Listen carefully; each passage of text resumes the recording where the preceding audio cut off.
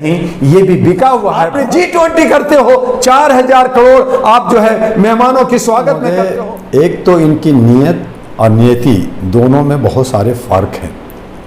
27 साल से जो बिल पेंडिंग रहा, आपने सोचा कि मैं इसका एक क्रेडिट ले लूं और चुनाव में मैं जीत जाऊंगा, महिलाओं का मुझे वोट मिल जाएगा, बिना सोचे समझे।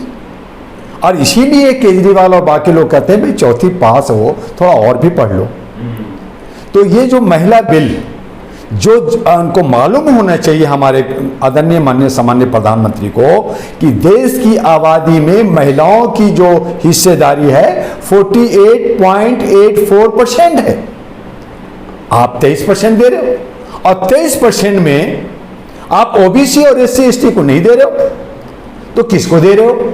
और जो बच गया 25% वो किसको जा रहा है?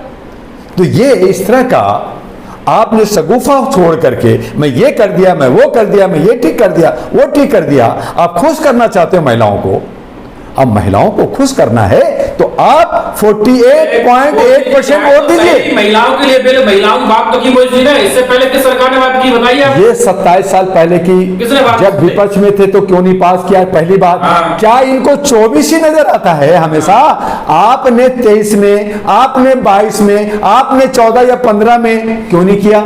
और फिर अगर ये आप पास भी, आपने लोकसभा में पास कर दिया, आपने लोअर में जो है विधानसभा में आपने क्यों रोक दिया? पहली बात। और अगर पास भी होता, राज्यसभा में पास भी करा देते, अगर रोक दिया कि आज ये त्रुटि हम इसको ठीक करेंगे, लेकिन अगर पास भी होता तो इसको आप इंप्लीमेंट कब करने वाले थे?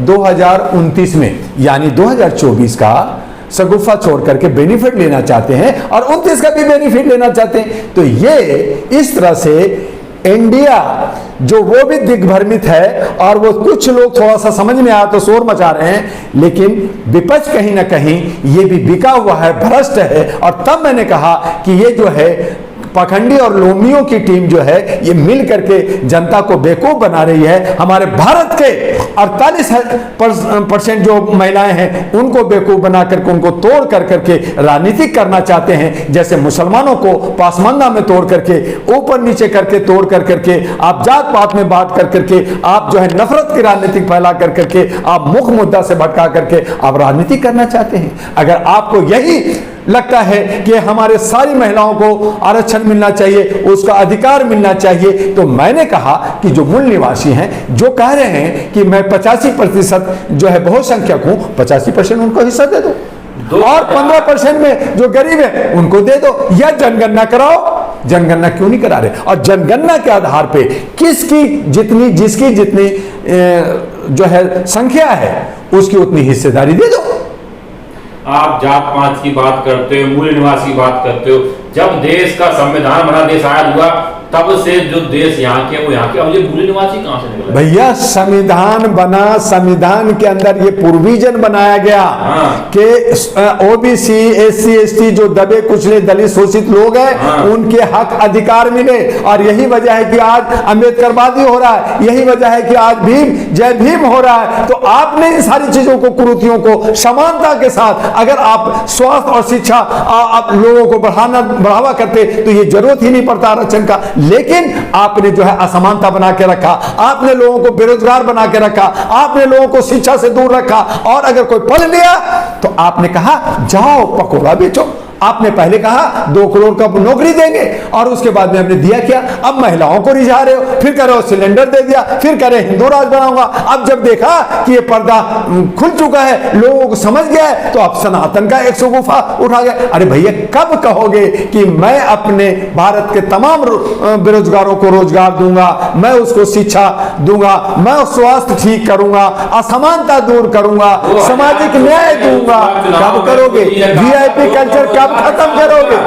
कब करोगे? की बात की 2 करोड़ का हड़ताल दूंगा 2014 में कहा था। हाँ, तो 2014 में दिया और 2024 आ गया, 10 साल पूरा हो गया, आपने कितना दे दिया? आप खुद नौकरी कर रहे हो, आपने 129 कंपनियों को आप खूब फायदा पहुंचा रहे हो, बाकी 140 करोड़ कहां गया? आप जवाब दीजिए ना जर्नलिस्ट महोदय। मैं आप लोगों के चैनल से मैं कहना चाहता हूं, जनता को बताना चाहता हूं कि आपको बार बार बेवकूफ बनाया जा रहा है। आपके ऊपर, भारत के ऊपर 176 लाख करोड़ लोन हो गया है, बोझ आ गया है। किसका? जनता का। आपने G20 करते हो, 4000 करोड़ आप जो है मेहमानों की स्वागत में करते हो, और आपका कनाडा का प्रधानमंत्री नाराज होता है, आपको एम्बेसडर वापस करना होता है, वो एम्बेसडर वापस कर दिया। आपकी ये बेइज्जती नजर नहीं आ रही है? मिला क्या जनता को? आपने लॉकडाउन लगा दिया, आपने जो है घुमाना। 4000 करोड़ तो गवर्नमेंट का रिकॉर्ड है, और उसके आगे आपने क्या पता 4000 और 8000 करोड़ का आपने चूना लगाया जनता का टैक्स का, जनता का पैसा। जनता को 5 किलो राशन मिला सर, 2024 तक मिलता रहेगा। बहुत खुश रहिए, बहुत खुश रहिए मेरे बहुसंख्यक लोग, बहुत खुश रहिए कि 5 किलो कंकड़ वाला चावल मिलेगा और 5 लाख आपसे लूट लिया जाएगा। आप जो है 5 लाख टैक्स दोगे हर चीज पे।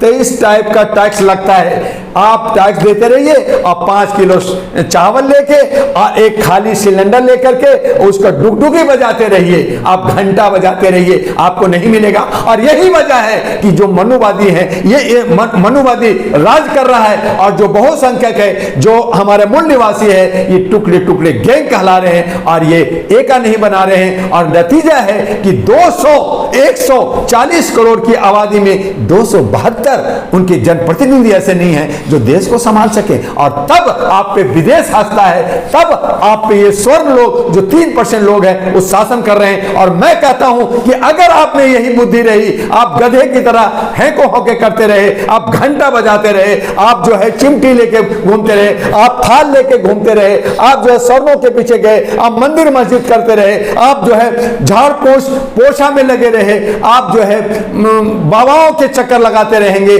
तो आपका विकास कभी नहीं होगा। आप पहले भी गुलाम थे, आज भी गुलाम हैं, और आने वाले कल भी आप गुलाम रहेंगे। और आपके ऊपर जो कहा देश के प्रधानमंत्री ने कि मैं 2024 में आके झंडा फहराऊंगा, वो झंडा तिरंगा फहरेगा या भगवा, ये आप तय कीजिए। आप लोग जो हमारे बहुसंख्यक समाज है उनको ही नुकसान होने वाला है।